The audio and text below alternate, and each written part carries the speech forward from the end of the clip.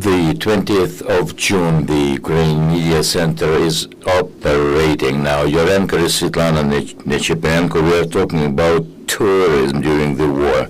Where do Ukrainians travel and where the foreign visitors still explore Ukraine? We are talking to Natalia Tabaka, head of the State Agency for Tourism Development of Ukraine. Welcome, ma'am. Of course, Ukrainians need some kind of relief, mental or psychological, whether within the country or abroad. Let us talk about domestic tourism first. Where do Ukrainians travel to? What are the regions that Ukrainians tend to go to more often? Well, indeed, this is a painful question of statistics, where Ukrainians go. My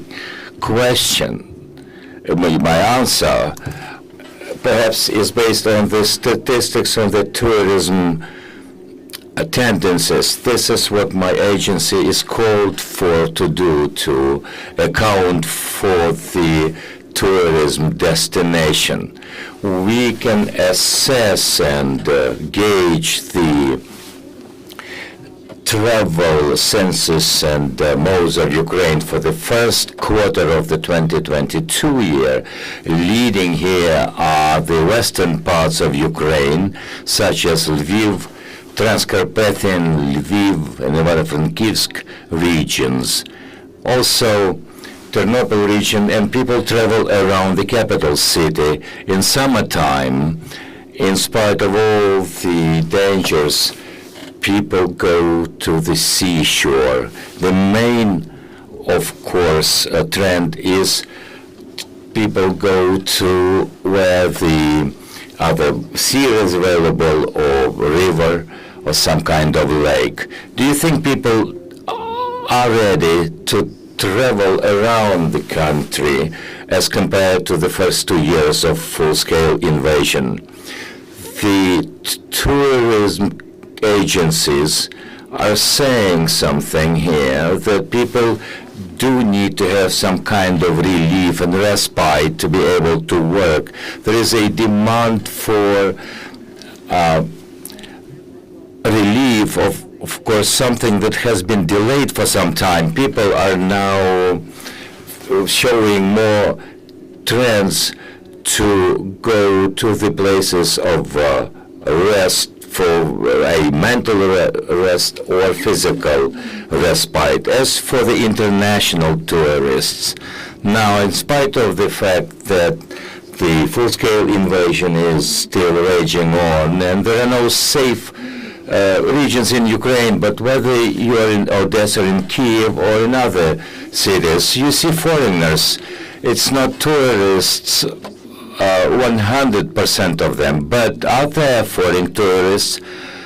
Do they come here? Perhaps there are some statistics you can share with us. We have foreigners coming to Ukraine with a goal of either business or volunteering activities or helping Ukrainians. How do you discriminate between tourists or businessmen? They begin with either volunteer businesses. It begins with the question of tourism, because they're staying in hotels and otherwise. But there are people coming here to see what Ukrainian is all about. We had an example when a tourist came from Singapore, if my memory serves me right. He is an experienced tourist. He has visited, I think, 120 countries, and he has come here to open Ukraine and the Ukrainians for himself. He was here in Kyiv, then went to Lviv, and the tour agencies are so much delighted with his experience because he seems to be aware of the dangers, but it looks as if when Ukraine is a safe country, you see companies that provide such tourists will not always cover all the risks. But we see one example when people come here and coming back to their country, their ambassadors talking to their friends about Ukraine, and they will come when Ukraine is completely safe. What is the situation here in Ukraine? Business people or people coming here to Ukraine with other goals, what are the attractions for them? What are the places they would go to more often? What are the cities? The cities and places that are on their itinerary. And tourist taxes talk about that. Kyiv, of course, at the center of those itineraries, and people would visit places en route to Kyiv. Culture, architecture, cuisine, and the Ukrainians themselves. To talk to them is to the Ukrainians is important. One of the most visited places are places where some tragic histories and stories of Ukrainian people's heroism took place. This is where we have a new path for tourists, where we tell people about tragic and heroic pages of Ukrainian history. You mentioned tourist operators. This whole market of tourism, how does it cope in these days? How has it stagnated since the beginning of the full-scale war?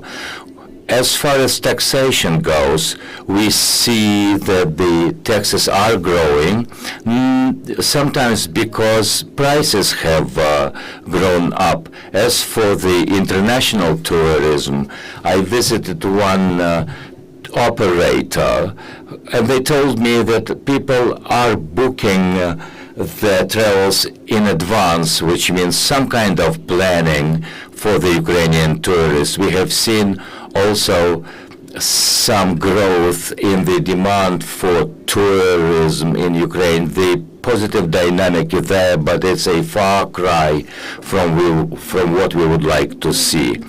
When we talk about Euro integrational processes of Ukraine, they will perhaps impact all other areas of Ukrainian political life. What are the plans? What are the changes on this Euro integration path of Ukraine?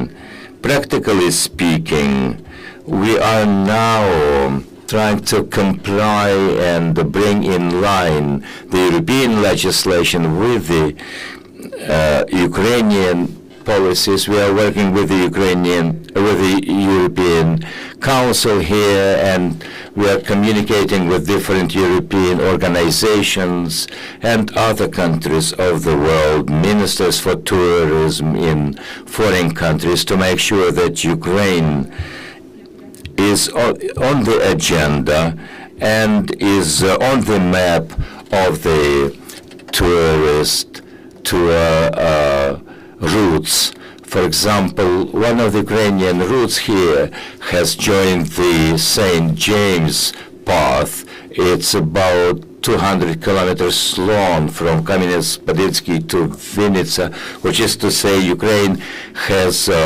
had a new place on the world's tourist map, but the integration will be there when Europeans will be coming here, and we will be going to Ukraine with exclusively tourist purposes.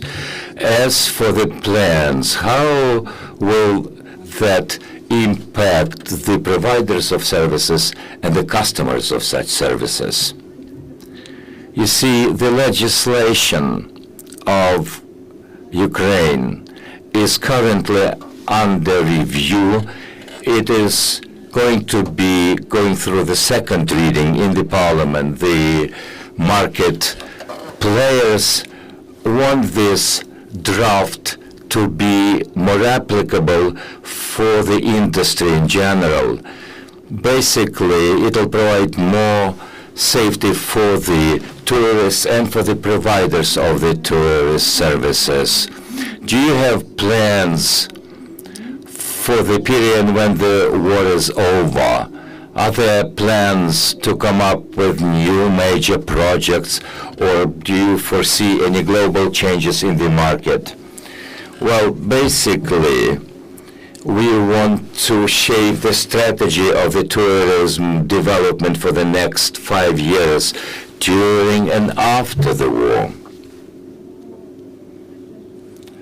As for our communication with the world, to know what services we can provide, perhaps the most major plan is to launch an information campaign when tourists who want to come to Ukraine will not face a challenge of finding a lot of information about Ukraine. So such an information is accessible. Journalists, do we have questions for our speaker? In case we have such questions, in this case, I will put a final question. It's a question about logistics. Before the full-scale invasion, we and everybody knew that Ukraine is an interesting country to visit. And second point is logistics. When we talk about different railways, as opposed to the European standards, and the quality of the roads here, when it's not always that you can access such places in an easy way. Of course, for tourists, the questions are where to go, how to get there, and where to stay.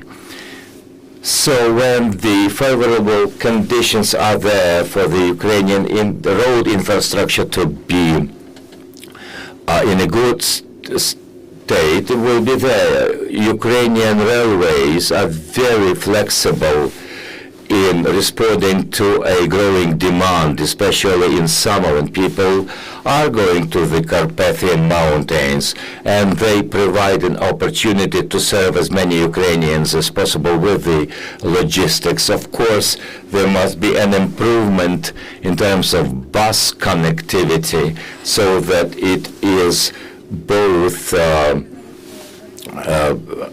the foreigners and for the Ukrainians is very easy and safe. Of course, connectivity is a major thing here. Thank you. We've been talking about tourism in times of war, where Ukrainians travel and where the foreigners come here. Ukraine Media Center will resume our operation next week. We are working on the next week's agenda, and stay tuned with us.